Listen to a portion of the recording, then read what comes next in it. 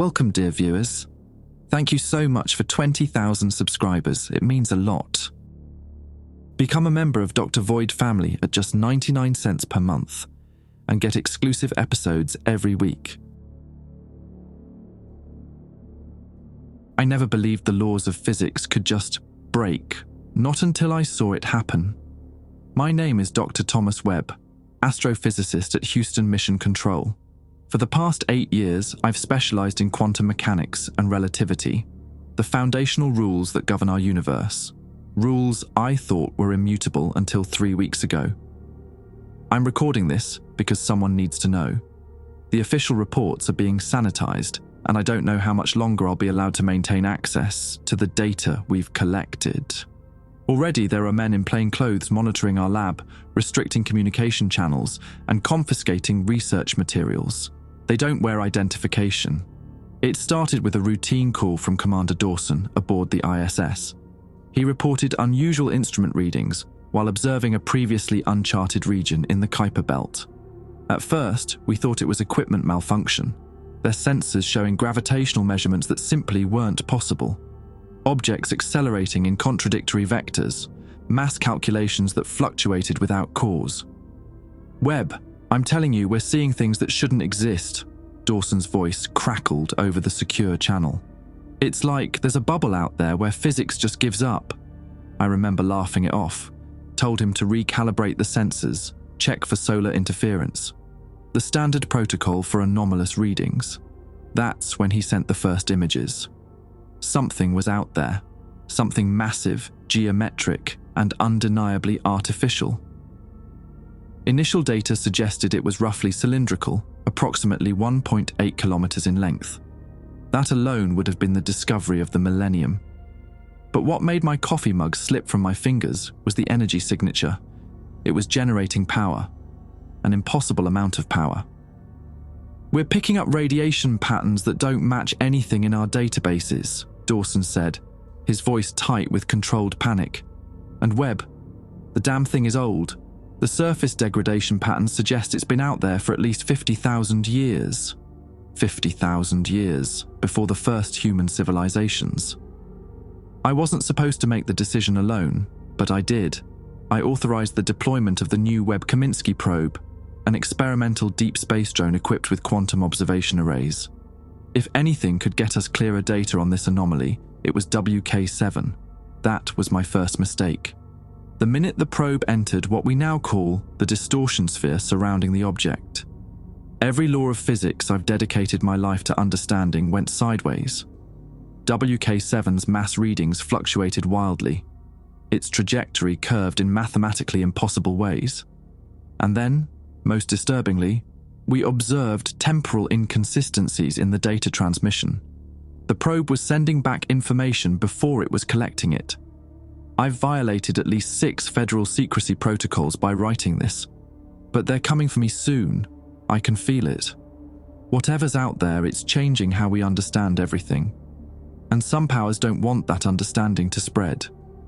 God help us if they wake it up completely. The fallout from my unauthorized probe deployment was swift.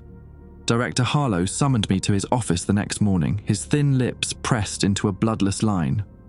"What the hell were you thinking, Webb?" he demanded, flinging a classified folder across his desk.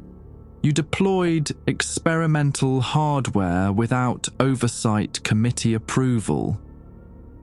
I remained standing, arms crossed.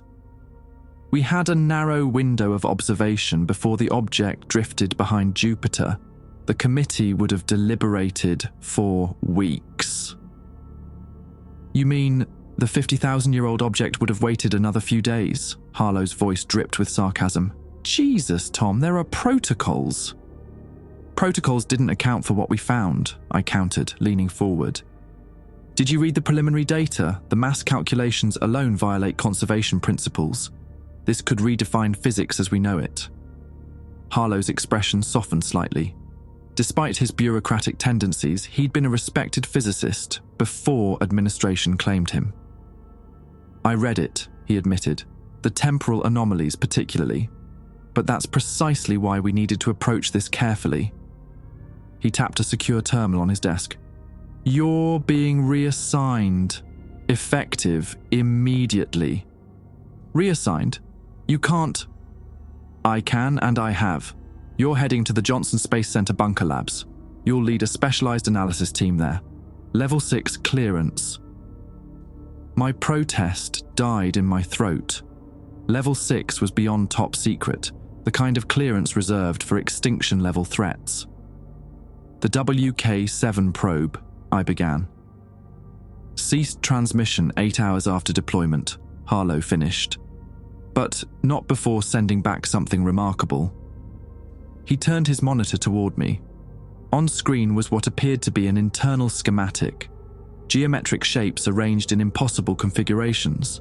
Conduits flowing through spaces that couldn't exist in 3 dimensions. The probe mapped partial internals before going dark, Harlow explained. These structures, they're not built according to any engineering principles we understand.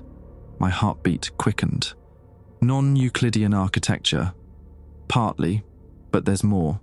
Look at this energy distribution network. I studied the flowing patterns. It's organic? Almost. It's like watching blood circulation through a body, but for energy. And those circular chambers. He pointed to 7 identical structures spaced throughout the schematic. They're perfect vacuum environments. Absolute zero. That shouldn't be possible next to sectors showing temperatures of thousands of degrees. Holy shit, I whispered, professional decorum forgotten. Indeed, your team at Johnson will include Dr. Oliver Knox from MIT, Dr. Liam Rodriguez from CERN, and Jack Wilson. The Jack Wilson, the quantum computing pioneer? Harlow nodded grimly. The very same. That's how serious this is, Webb. The brass wants answers yesterday. 6 hours later, I was being escorted through the subterranean levels of Johnson Space Center by a stone-faced security officer named Peterson. The silence between us stretched uncomfortably as we descended in a secure elevator. So, you been working security here long? I attempted. I'm not security, Peterson replied flatly. I'm with the Office of Naval Intelligence. That shut me up quick. ONI involvement meant military interest at the highest levels. The elevator opened to a corridor I'd never seen in any official JSC blueprints. The walls were bare concrete, the lighting harsh and clinical. We passed through 3 separate biometric checkpoints before reaching a reinforced door marked simply, Quantum Aberration Analysis. Inside, 3 men looked up from a holographic display. A tall, weathered man with silver temples approached, hand extended. Webb. About damn time. I'm Jack Wilson. We've got something you need to see immediately. Without waiting for a response, he led me to the central terminal where a simulation was running. The strange object rotating slowly in a field of quantum probability distributions. We've been analyzing the WK-7 probe's final transmission, the younger man, presumably Knox, explained. Just before signal loss, it recorded an activation sequence. Activation? I asked. Wilson's face was grim. Something on that station woke up Webb, and it responded to our probe. Knox tapped commands into the terminal. The object emitted a directional tachyon pulse, aimed directly at Earth. That's impossible, I protested. Tachyons are theoretical. Were theoretical, Rodriguez corrected, speaking for the first time. His accent was thick, Chilean. The pulse arrived here 16 minutes before the probe detected it being fired. Effect preceding cause, Wilson murmured. Classical physics is breaking down around this thing. I stared at the simulation, my world tilting. What was in the pulse? The 3 exchanged glances before Wilson spoke. Data, complex, encoded. We've only decrypted fragments, but it appears to be some kind of invitation. An invitation, I repeated, staring at the fragmented data scrolling across the screen. To what? Wilson guided me to a separate workstation where complex mathematical equations filled multiple displays. We're not entirely sure. The tachyon pulse contained embedded mathematical sequences, prime numbers, Fibonacci series, but then diverging into something new. Knox joined us, sliding a tablet toward me. The sequences appear to be instructions, coordinates possibly, though not in any standard reference frame we use. I studied the equations, my mind racing to process the implications. These are multi-dimensional reference points. They're mapping something beyond standard space-time. Exactly, Rodriguez confirmed, his weathered hands gesturing animatedly. We believe they're providing navigational coordinates through higher dimensional space. For what purpose? I asked. Wilson's face darkened. That's what concerns us. Is it inviting us to visit, directing us to send another probe? Or is it giving us instructions to facilitate something? A chill ran through me. You think it's hostile? I think, Wilson chose his words carefully, that any technology capable of manipulating fundamental physics is inherently dangerous, regardless of intention. Before I could respond, Peterson appeared at the door. Gentlemen, the director's calling for an update. Conference room C, 5 minutes. The briefing room was crowded with military personnel I didn't recognize. General Hoffman, Air Force Space Command, dominated the head of the table. Director Harlow sat to his right, looking distinctly uncomfortable. Dr. Webb, Hoffman acknowledged as we entered. I understand you're the one who discovered this anomaly. Along with Commander Dawson on the ISS, yes, sir. And you authorized the probe deployment? I straightened my spine. I did. The window of observation was limited. Hoffman's steel-grey eyes revealed nothing. A fortunate decision, as it turns out. Though protocol exists for a reason, Doctor. He gestured to a woman in civilian clothes who I hadn't noticed before. Dr. Abigail Wright, Pentagon Science Advisor. She'll be overseeing this project going forward. Dr. Wright nodded curtly. Something about her calculated gaze made me uneasy. What's the Pentagon's interest in this? I asked, bluntly. Hoffman's expression hardened. That should be obvious, Doctor. An unknown object with technology beyond our comprehension suddenly activates and sends a message to Earth.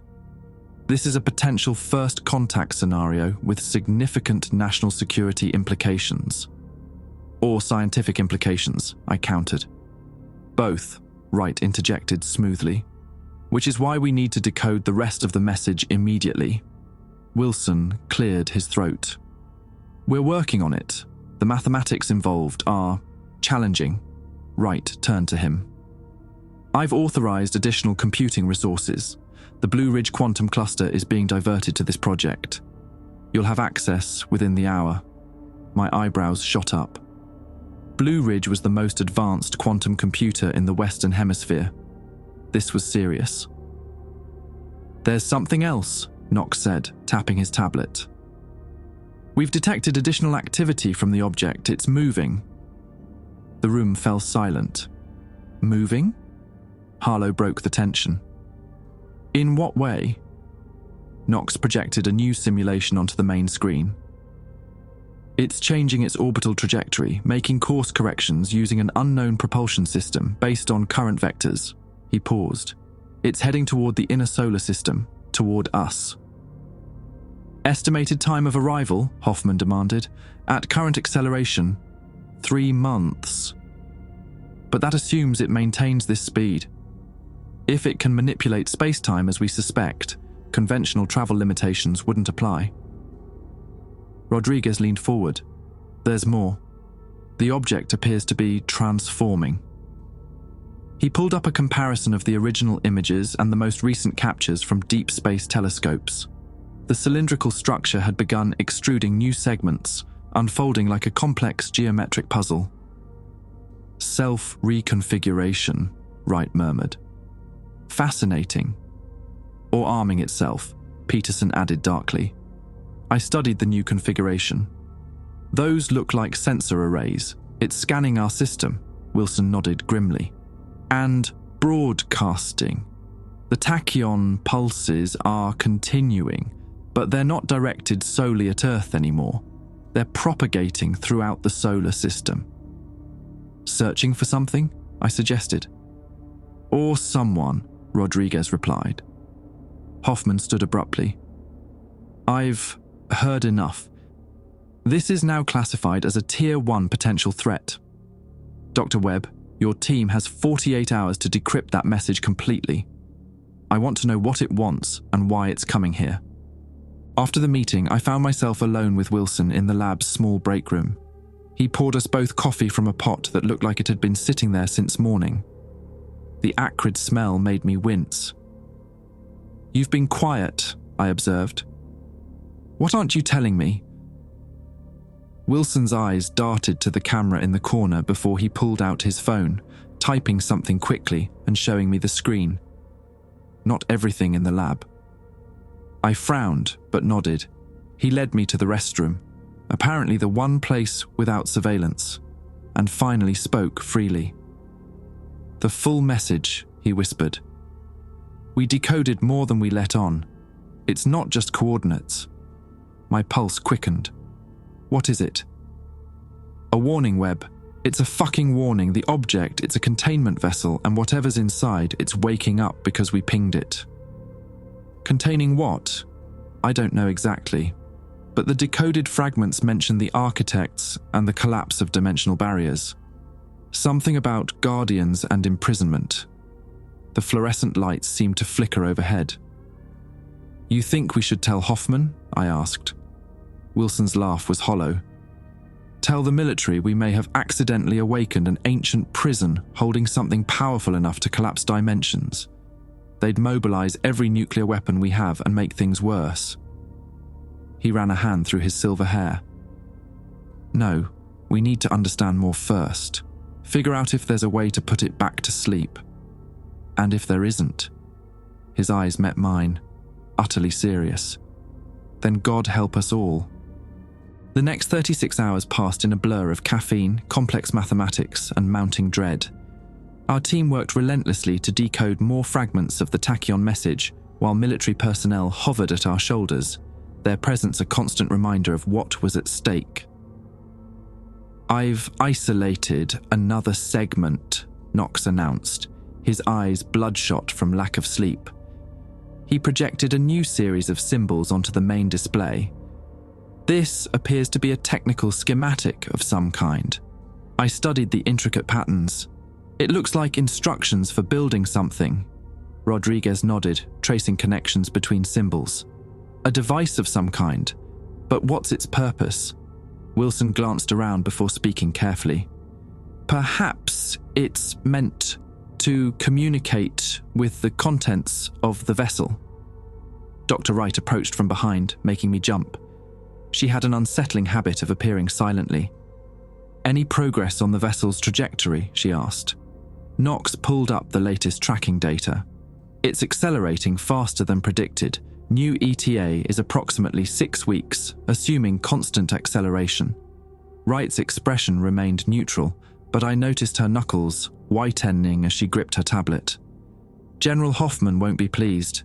He's meeting with the Joint Chiefs this afternoon. We're doing everything we can, I said. Are you? Her gaze locked onto mine. Dr. Wilson seems to believe you've decoded more than you're sharing. My blood ran cold. Wilson had been careful during our bathroom conversation, but apparently not careful enough. I maintained my poker face. We've shared everything substantive. There are fragments we're still working to contextualize. She studied me for a moment longer before turning away. I expect hourly updates from now on. After she left, Wilson motioned me toward the simulation lab, another area with minimal surveillance. Inside, he activated the holographic projector, displaying the vessel's current configuration. Look at this, he whispered, highlighting a section of the unfolding structure. These protrusions, they're identical to structures described in the warning message. They're designed to maintain a dimensional barrier, which means the barrier is weakening, I concluded. Precisely. He manipulated the display, zooming in. I believe the vessel was designed to drift in deep space, dormant, keeping whatever's inside contained. Our probe woke it up, and now it's trying to repair itself while traveling to a location where it can... The lab door hissed open. Peterson entered, his face grim. "You need to see this," he said, activating the main screen. "Live feed from the Mars Observer satellite." The image showed the red planet against the blackness of space. For a moment, nothing seemed amiss. Then I saw it, a ripple like heat haze, distorting a section of space near Mars's orbit. "What am I looking at?" I asked. "A spatial anomaly that appeared 18 minutes ago," Peterson explained. "It's growing."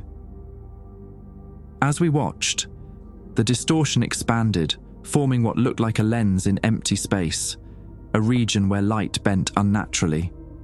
"Jesus," Knox breathed, joining us. "That's a localized space-time curvature. It shouldn't be possible without massive gravitational sources." Rodriguez's fingers flew across his keyboard. "The vessel just changed course. It's heading directly for the anomaly." "It's responding to it," Wilson murmured.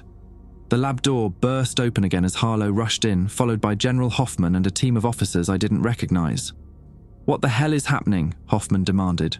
Before anyone could answer, the Mars Observer feed showed a brilliant flash of light. When the image stabilized, the anomaly had expanded dramatically, now a swirling vortex of distorted spacetime.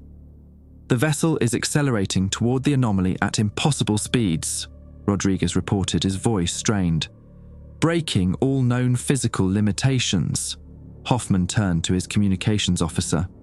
"Alert Space Command. I want every weapon system ready." "Weapons won't help against something like this," I protested.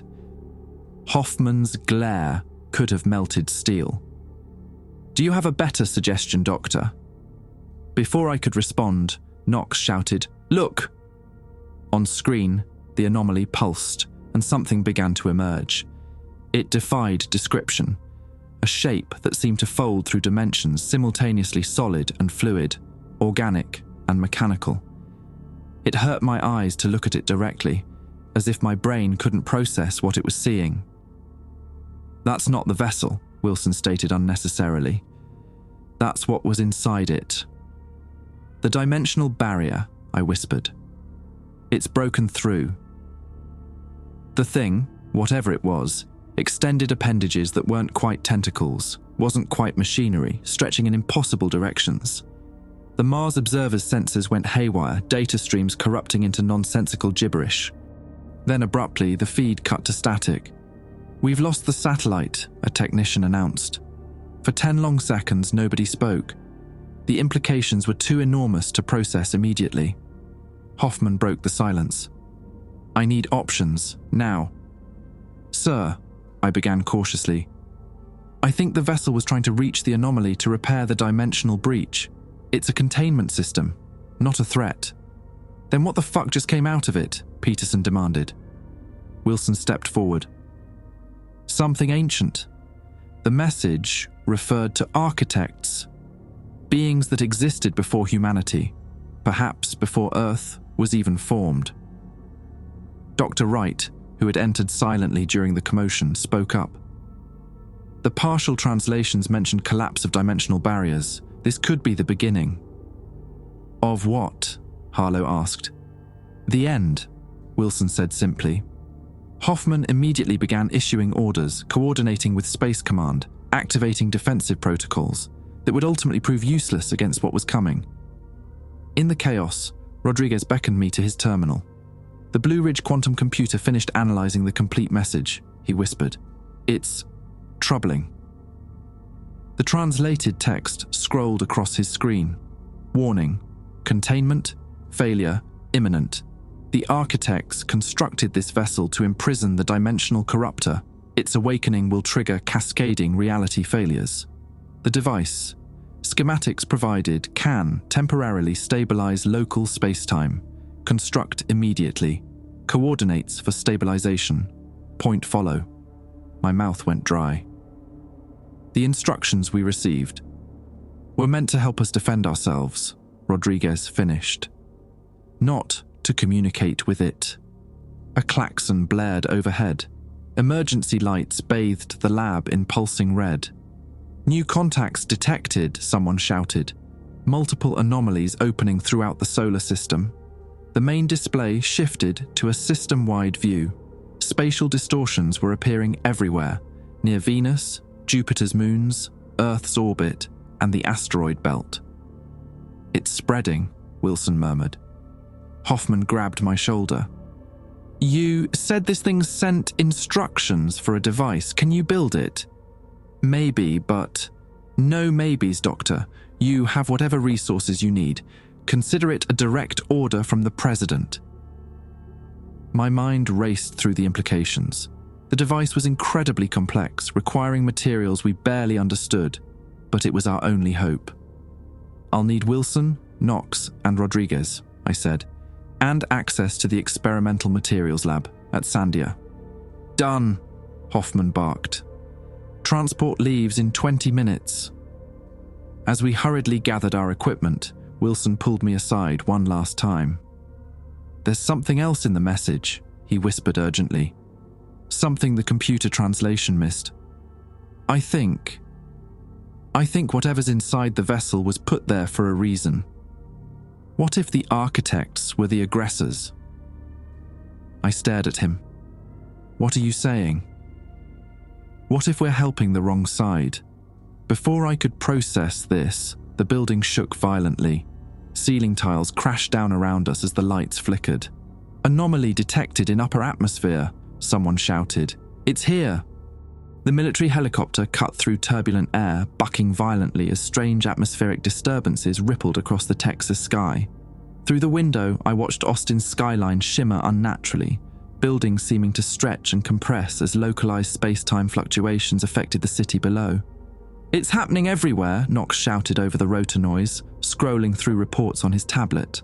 "Spatial anomalies reported in Tokyo, London, Cairo, exactly as the warning described. Cascading reality failures."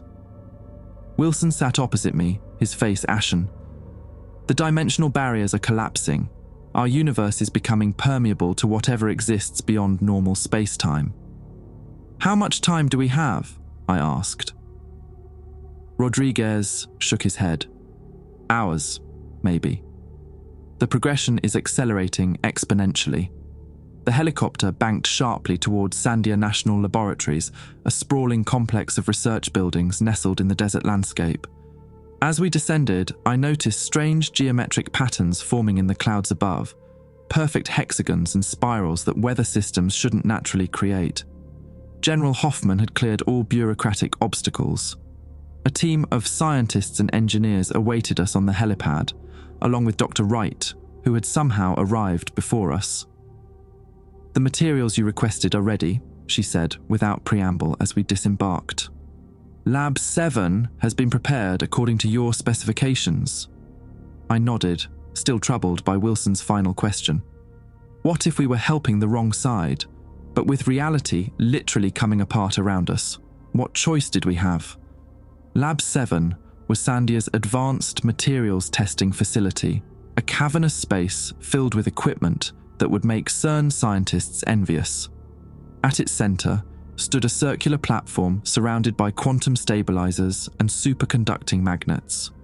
"We've assembled the rare earth elements and exotic materials from the schematic," a lab technician explained, "including the metallic hydrogen you specified and the quantum-entangled osmium pairs." Knox immediately began reviewing the assembly process while Rodriguez calibrated the precision manufacturing systems. Wilson pulled me aside. "We need to talk," he whispered urgently. "Look at this." He showed me a new translation he'd been working on during the flight, a segment of the message we'd previously overlooked. "The architects didn't build the vessel," he explained. "They were imprisoned inside it." I felt the blood drain from my face. Then what built it? Something else, something that came before even them. Wilson's voice trembled slightly. "And I think the device we're building won't contain the threat. It'll open the door wider." I glanced at Dr. Wright, who was watching us intently from across the lab. Why would they send instructions to doom us? Maybe they didn't. Maybe the message was corrupted, or... His eyes widened with sudden realization. Or maybe we're not the intended recipients. Before I could respond, a deafening boom shook the building. Ceiling panels crashed down as emergency lights activated. "What was that?" someone shouted. A security officer burst through the doors. "Anomaly directly above the facility. Something's coming through." Dr. Wright approached the central console, surprisingly calm. "How close are we to completing the device?" "Components are ready," Knox reported, "but final assembly will take at least 40 minutes. "We may not have 40 minutes, I said, watching as the reinforced ceiling began to warp and distend, as if something massive were pressing against it from above. Rodriguez looked up from his workstation. "I've analyzed the schematics more closely. There's a component here that makes no sense. It's not a stabilizer. It looks more like an amplifier." Wilson's suspicions were being confirmed before our eyes. "Stop the assembly," I ordered. "Something's wrong with the design." Dr. Wright's hand moved to her waistband, revealing a concealed sidearm. "Continue the assembly as planned," she commanded, her voice suddenly different, colder, authoritative. "That's an order." "Who the hell are you?" I demanded. Her smile was all wrong, too wide, her teeth too perfect. "A believer, Dr. Webb, one who understands that some prison doors need opening." Wilson lunged for the emergency shutdown, but Wright was faster. The gunshot echoed through the lab as Wilson crumpled, blood blooming across his chest. "Jesus!" I screamed, rushing to his side. People scattered, taking cover behind equipment. "Continue the assembly," Wright repeated, now training her weapon on me. "Or the next one goes between your eyes." The ceiling above continued to distort, forming impossible geometries. Through the warping metal, I glimpsed something moving. Vast, incomprehensible shapes that seemed to fold through dimensions that shouldn't exist. Wilson clutched my arm, his breathing labored. "The coordinates," he gasped. "They're not for defense, they're to guide it here, to this facility." The realization hit me like a physical blow. Sandia housed one of America's largest stockpiles of nuclear materials. Whatever was breaking through wanted access to it. "Dr. Wright's been compromised," I shouted to the others. "The device will amplify the breach, not contain it." A security team burst through the side entrance, weapons drawn. Wright fired twice before a hail of return fire cut her down. But as she fell, her body changed. Her limbs elongated impossibly, her face splitting open to reveal something that wasn't human underneath. "What the fuck?" a security officer screamed. "They're already here," Rodriguez breathed, horrified. "They've been here, watching, waiting for this moment." Through the now rupturing ceiling, a pulsing light poured into the lab. Not light exactly, but something similar yet fundamentally different. Where it touched equipment, matter warped and transformed. A technician caught in the beam screamed as his body reconfigured, bones and flesh rearranging into something my mind couldn't process. "We need to destroy the device components," I shouted over the chaos. "Now!" Knox was already moving, smashing delicate assemblies and destroying data cores. I dragged Wilson's bleeding form behind a concrete barrier as security personnel engaged with more infiltrators. People whose human disguises were sloughing off to reveal their true nature. "The coordinates," Wilson gasped, blood bubbling at his lips. "Invert them." "What?" "In quantum space. Inversion creates opposition. The device can still work, but we need to reverse the polarity. Create a stronger barrier instead of breaking it." I looked at the partially assembled device on the platform. If Wilson was right, we might have one chance to turn this around. "Rodriguez," I shouted, "the quantum resonance coils. Can you reverse them?" He nodded grimly, already understanding. "If we survive the next 5 minutes." As reality continued to fracture around us, we prepared for a desperate countermeasure against an invasion that had begun thousands of years before humans first looked up at the stars. Reality fractured around us like breaking glass. Through the rupturing ceiling, impossible geometries poured into our three-dimensional space, shapes that existed in more dimensions than the human mind could comprehend. My eyes burned trying to follow their contours, like my brain was rejecting what it saw. "Focus, damn it!" I shouted to Rodriguez over the cacophony of alarms and gunfire. "We need those coils reversed now." Wilson lay behind our makeshift barricade, his breathing shallow. I'd packed his wound with gauze from a first aid kit, but he needed immediate surgery.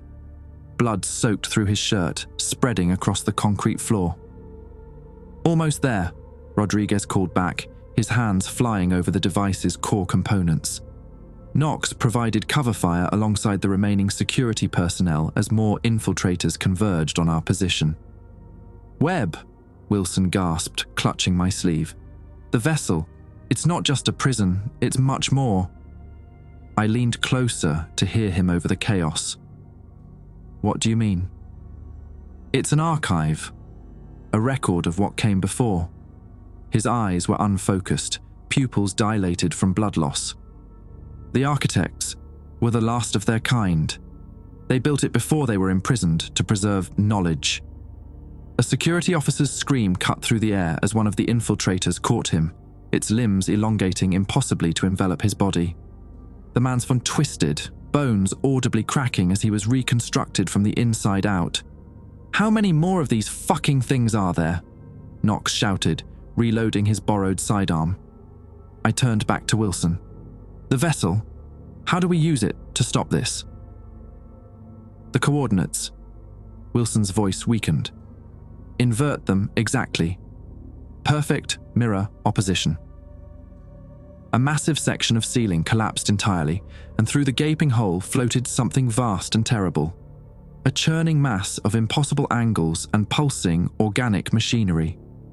Where it passed, air itself seemed to curdle and transform. Reality's basic fabric unwound around it. "Oh God," breathed Knox. "The inverting is done," Rodriguez shouted triumphantly. "But we need a power source strong enough to activate it." I looked around frantically before my eyes landed on the nuclear materials storage vault visible through a reinforced glass wall at the lab's far end. "There," I pointed. "We need to hook the device directly to those isotope containment units." "You're insane," Knox protested. "The radiation alone would—" "We're already dead if we do nothing," I cut him off. "Help me move this thing." As Knox and Rodriguez disconnected the device from its platform to make it portable, I turned back to Wilson. His eyes had closed, his breathing barely perceptible. "Jack," I said urgently, shaking him. "Stay with me. We need the final calibration sequence." His eyelids fluttered. 19, 84, 7, 13. "The Fibonacci reversal," he whispered. "The rest, in my head. You have to take it." "What? How?" "The light," he gestured weakly toward the pulsing invasion. "It connects minds, restructures them. Let it touch me, but anchor me to you. Physical contact." "That's suicide," I protested. Wilson's bloodied hand gripped mine with surprising strength. "Already dying, only chance." The mass above us pulsed, sending tendrils of impossible light throughout the lab. Everything they touched transformed. Equipment melted and reformed into biomechanical abominations. Floors and walls rippled like liquid. "We're ready," Rodriguez called. "The device is mobile." "Get it to the vault," I ordered. "I need 1 more minute." Knox and Rodriguez began hauling the device toward the nuclear materials storage, as security personnel provided covering fire against the advancing infiltrators. Several of the guards had already been transformed, their bodies twisted into horrific sentinels that moved with jerking, unnatural motions. I turned back to Wilson. "Jack, there has to be another way." His eyes found mine, suddenly clear despite his fading life. "No time. Trust me. Hold on. To me." Making a split-second decision, I gripped Wilson's hand tightly and dragged him into position where one of the light tendrils would pass over us.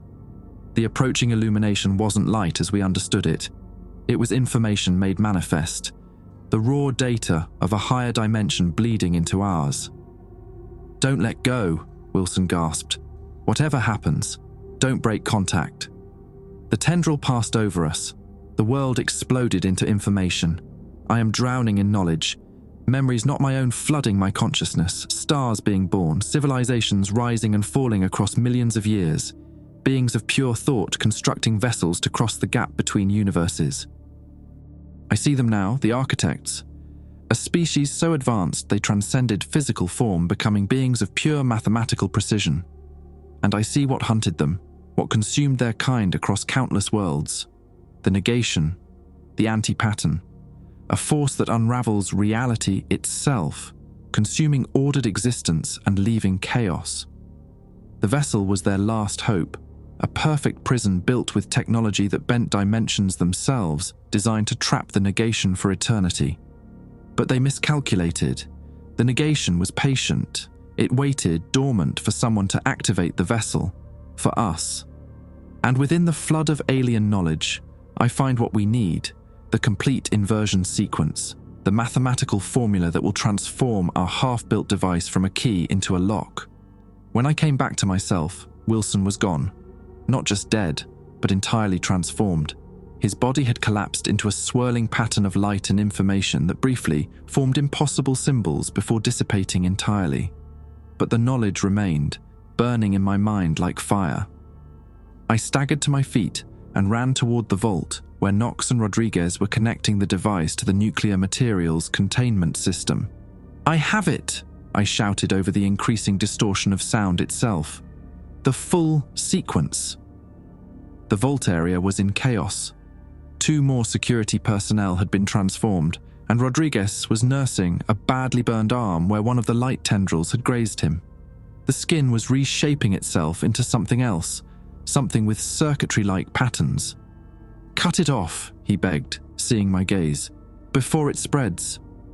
Knox already had a fire axe in hand. "I can't," he whispered. "Do it," Rodriguez screamed. "Now!" I turned away as Knox brought the axe down with a sickening thud. Rodriguez's scream became a gurgling howl before he composed himself, face white with shock and pain. "The sequence," he gasped through gritted teeth. "Enter it." With trembling fingers, I input the complex mathematical formula now etched into my consciousness. The device hummed to life, drawing power directly from the nuclear materials. The air around it seemed to thicken and twist. "Will it work?" Knox asked, supporting the now one-armed Rodriguez. "It has to," I replied. Above us, the massive intrusion continued to pour through the ceiling breach, spreading throughout the facility. Walls melted away to reveal other labs where similar scenes of horror played out, scientists and soldiers alike being restructured into servants of the invasion. The device began to pulse with counter-rhythms to the intruding light, creating interference patterns where they met. The invading tendrils recoiled from the effect, writhing like wounded snakes. "It's working!" Knox exclaimed. But our victory was short-lived. The central mass above shifted, somehow focusing its attention directly on our device.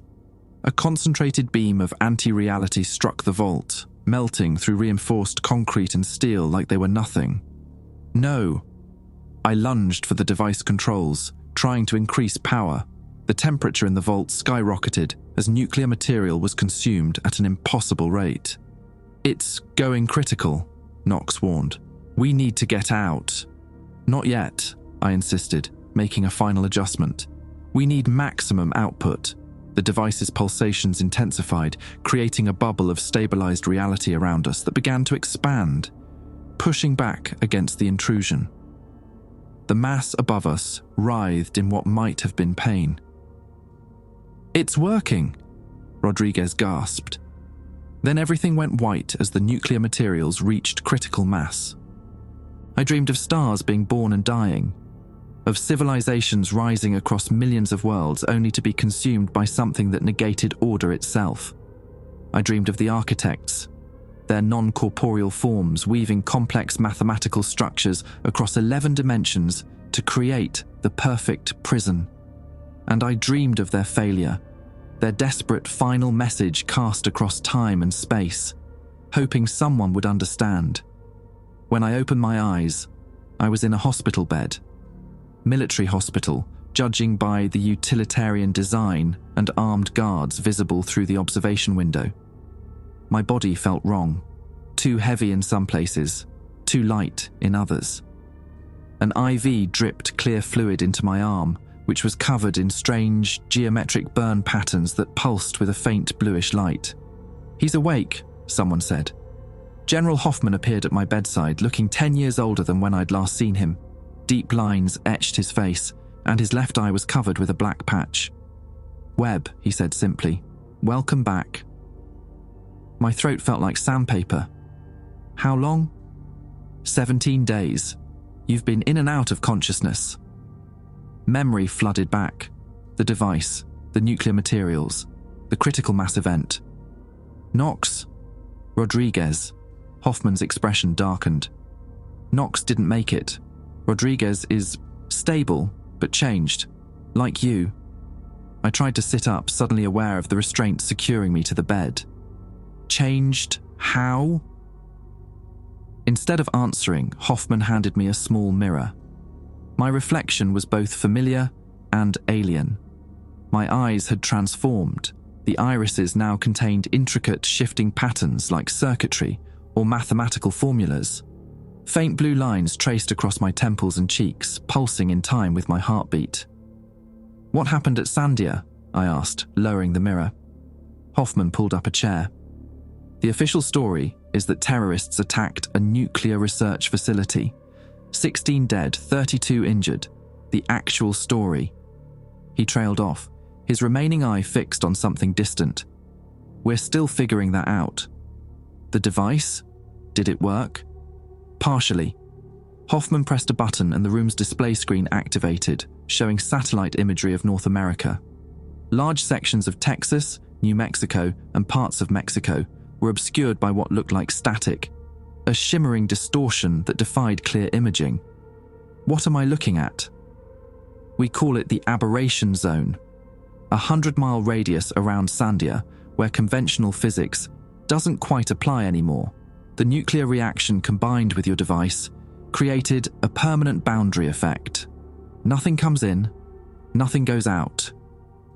I processed this information slowly. "The invasion?" "Contained, for now. The things are trapped inside the zone. But we're picking up similar spatial distortions forming elsewhere. Smaller but growing. Paris, Beijing, Antarctica." "Jesus," I whispered. "It's not over." "No, and that's why we need you, Webb. You've been exposed, changed. Wilson somehow transferred information directly into your mind before he died. You know things now that nobody else on Earth knows." The restraint suddenly made sense. I wasn't just a patient. I was an asset, perhaps even a weapon. "The vessel," I said suddenly. "Where is it now?" Hoffman hesitated before responding. "Still on approach. It's decelerating, taking up position in Earth orbit, making no hostile moves." Hope flickered unexpectedly. "It's not part of the invasion, it's trying to help us contain it." "That's one theory," Hoffman acknowledged. "There are others." A knock at the door interrupted us. A man I didn't recognize entered, balding, with thick glasses and a lab coat bearing a CDC insignia. "Dr. Webb, I'm Benjamin Palmer, head of the Biological Containment Division. I've been monitoring your transformation." The way he said the word made my skin crawl. I looked down at my hands, noticing for the first time that the strange burns had a distinct pattern. The same mathematical formulas from the architect's message. "What's happening to me?" I asked. Palmer adjusted his glasses. "Your DNA is being rewritten, not randomly. There's a clear pattern to the changes. Your cellular structure is becoming something else." "Am I contagious?" "No, but you're not entirely human anymore either." The bluntness of his statement hit me like a physical blow. Before I could respond, the lights flickered and a low humming sound filled the room. The patterns on my skin brightened. "It's happening again," Palmer said, backing toward the door. My restraints suddenly felt like they were burning into my flesh. The world around me began to waver as if seen through heat haze. Knowledge flooded my consciousness. Complex dimensional mathematics, the structure of reality itself laid bare before me. "Sedate him," someone shouted. "No, wait," I gasped as clarity struck. I can see it now. The vessel is not just a prison. It's a repository, a library of their civilization, and they need a conduit, an interface between their dimensional state and ours. Who needs a conduit? Hoffman demanded. The architects, I replied, the words feeling strange in my mouth. They're not all gone. Some survived, stored as pure information within the vessel's systems. They've been waiting for someone to help them return. Palmer looked to Hoffman. Sir, his brain scan is off the charts. Whatever's happening, it's accelerating. I could feel it, the transformation reaching deeper, reshaping not just my body but my mind. Yet I wasn't losing myself. I was becoming more. The architect's knowledge integrating with my own consciousness, creating something new. Listen to me, I said urgently. The negation isn't contained. What we trapped at Sandia was just a fragment, a scout. The main body is still coming, drawn by the breach we created. The architects built more than one vessel, more than one prison. There's a network of them throughout the galaxy, all designed to keep the negation trapped in dimensional bubbles outside normal space-time. And our probe woke one up, Hoffman concluded grimly. Yes, but the vessel approaching Earth isn't our enemy. It's responding to the containment breach. It's trying to repair the damage. Palmer approached cautiously, scientific curiosity overcoming his fear. What exactly are these architects? And what is this negation? The room darkened as my mind projected images directly into their perception. Visions of beings composed of pure mathematical precision, creating order across the cosmos and the entropic horror that hunted them, a force of pure chaos that consumed ordered reality itself. My God, Palmer whispered. The architects evolved beyond physical form billions of years ago, I explained, the knowledge flowing through me. They became beings of pure information, capable of manipulating the fundamental forces of reality. The negation is their opposite, a force that breaks down complex structures, reducing everything to primordial chaos. They've been at war across multiple dimensions for longer than Earth has existed. Hoffman's remaining eye narrowed. And now Earth is their battlefield. Unless we help the architects complete what they started. I strained against my restraints. You need to let me go. I need to get to the vessel. That's not happening, Hoffman stated flatly. You're too valuable and too dangerous to release. As if in response to his words, the hospital lights exploded in showers of sparks. The monitoring equipment around me went haywire, screens displaying impossible readings before shorting out completely. What's happening? Palmer cried. I felt something reaching for me, not physically, but across dimensions. The vessel had found its conduit. They're coming for me, I said, softly as reality began to fold around us. Reality folded around me like origami in expert hands. The hospital room, Hoffman, Palmer, all warped and distended as space-time itself, bent to accommodate something pushing through from higher dimensions. My restraint shattered as my body rose from the bed, suspended in mid-air. Webb! Hoffman shouted, drawing his sidearm. Stand down now! I couldn't have obeyed even if I wanted to. My body no longer felt entirely under my control. The strange circuitry patterns across my skin glowed with increasing intensity, casting eerie blue light throughout the darkened room. Don't shoot him, Palmer urged, backing toward the door. We don't know what will happen if... Hoffman fired. The bullet slowed mid-air, its trajectory bending impossibly before it dissolved into constituent atoms that scattered like dust. Jesus Christ, Hoffman whispered, lowering his weapon. I'm still me, I managed to say, though my voice sounded different, resonant with harmonics that hadn't been there before. But I'm becoming something else too, a bridge. The air in the center of the room cracked open, not a rough tear, but a precisely measured incision in reality itself. Through it shimmered something that hurt to look at directly, a complex geometric structure of impossible angles and pulsing, mathematical precision. "Dr. Webb," Palmer said, his scientific curiosity momentarily overcoming his fear. "Can you communicate with it?" "Not it," I corrected. "Them. And I'm not just communicating, I'm becoming part of them." I understood now what was happening.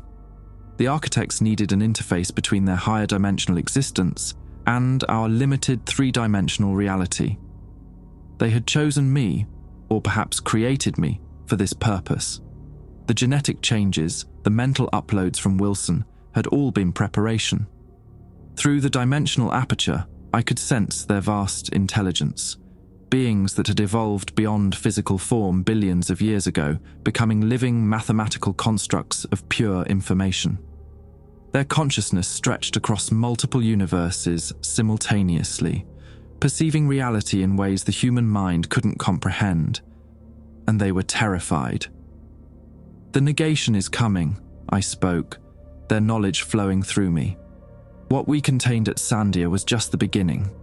The main breach is forming in orbit, directly above us." As if responding to my words, the building shook violently. Emergency klaxons blared as the lights flickered and died completely, replaced by the pulsing glow emanating from my transformed body.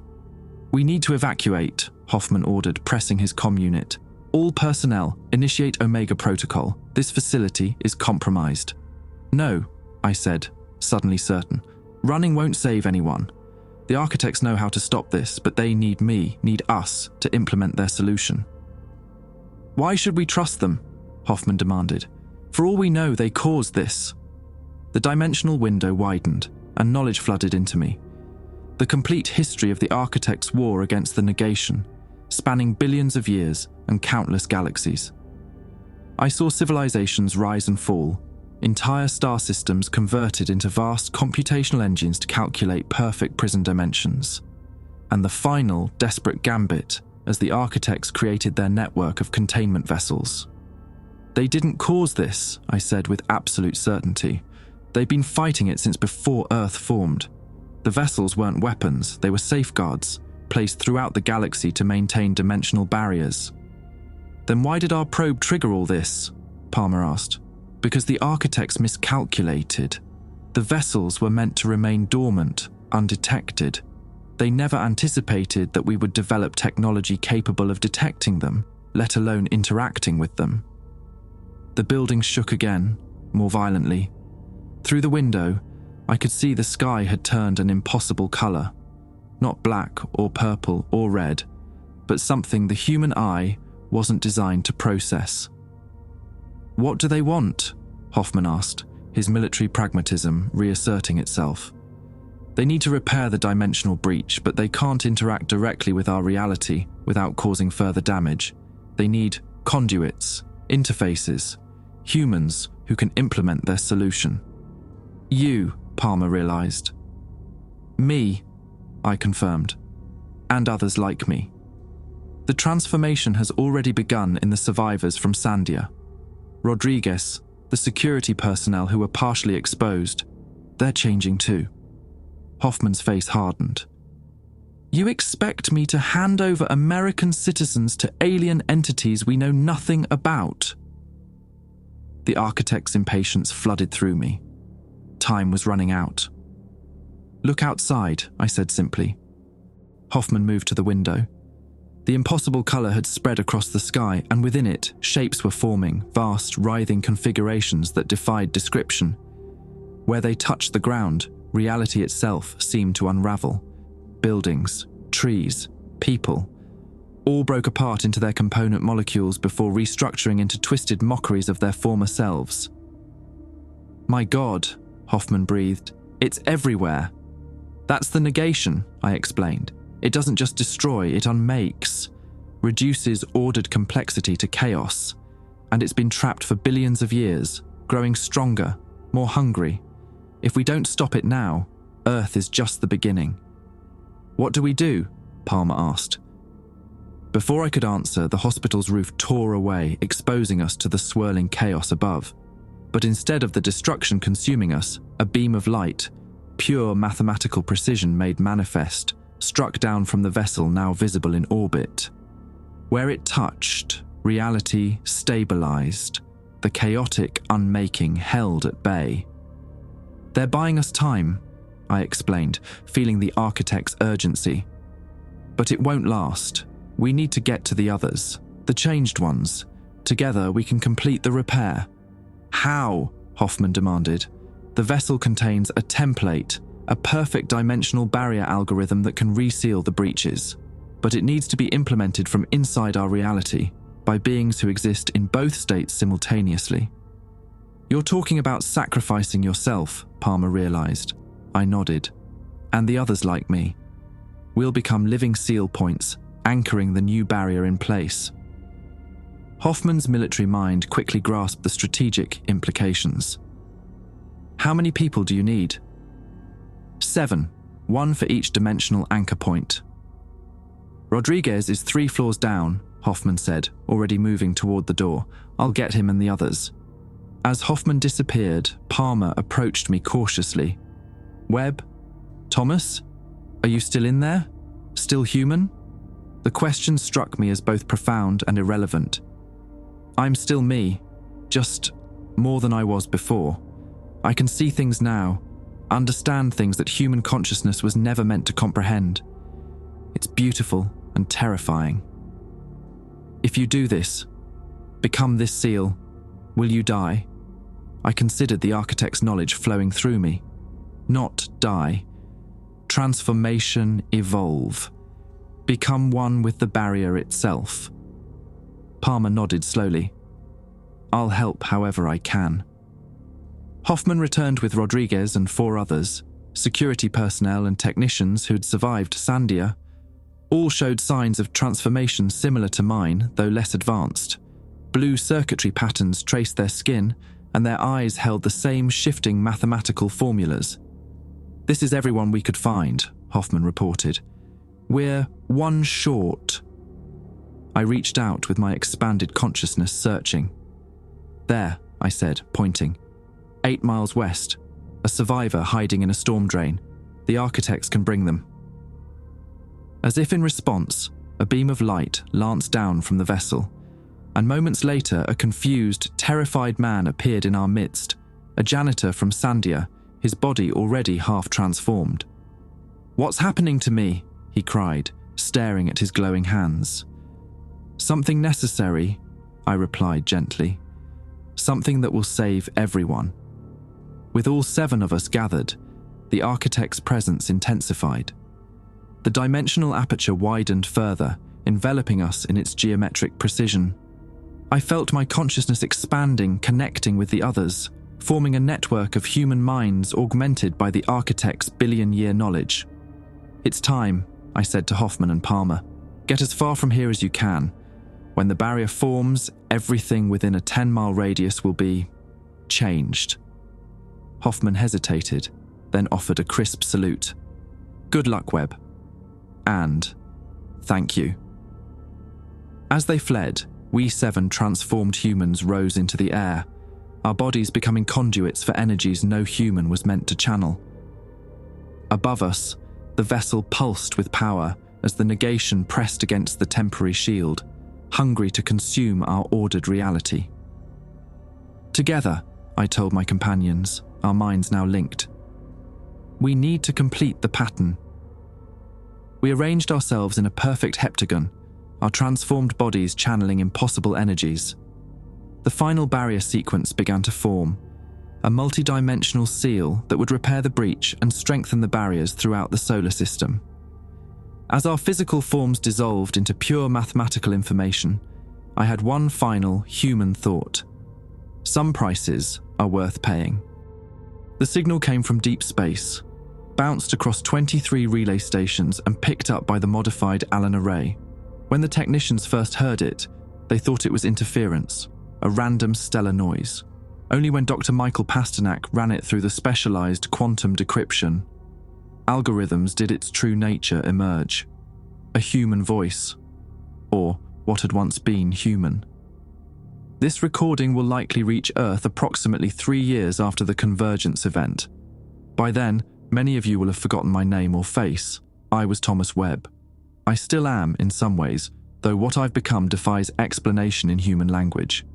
We exist now as living mathematical constants, 7 points of perfect balance maintaining the dimensional barrier. Our consciousness has expanded beyond physical form. We perceive all of time simultaneously, yet remain anchored to this singular purpose. The negation remains contained, but not defeated. It tests the barriers constantly, searching for weakness. There is no true victory in this war, only eternal vigilance. Humanity must prepare. What happened at Sandia was merely the first contact in a conflict spanning billions of years and countless worlds. The architects chose Earth not by chance, but by design. They recognized something in human consciousness, a unique capacity to bridge dimensional states that no other species possessed. The vessel remains in orbit, dormant but watchful. Inside it lies knowledge humanity isn't ready for. The collected wisdom of a civilization that transcended physical form eons before the first terrestrial microbe evolved. One day when you're ready, it will open itself to you. I see futures branching before us, threads of possibility stretching across the cosmos. In some, humanity rises to join the architects as guardians of order. In others, the barriers fail and chaos consumes all. The choice, as always, remains yours. I must return to my vigil now. Remember us not as victims or martyrs, but as what we truly are, the first of a new kind of guardian.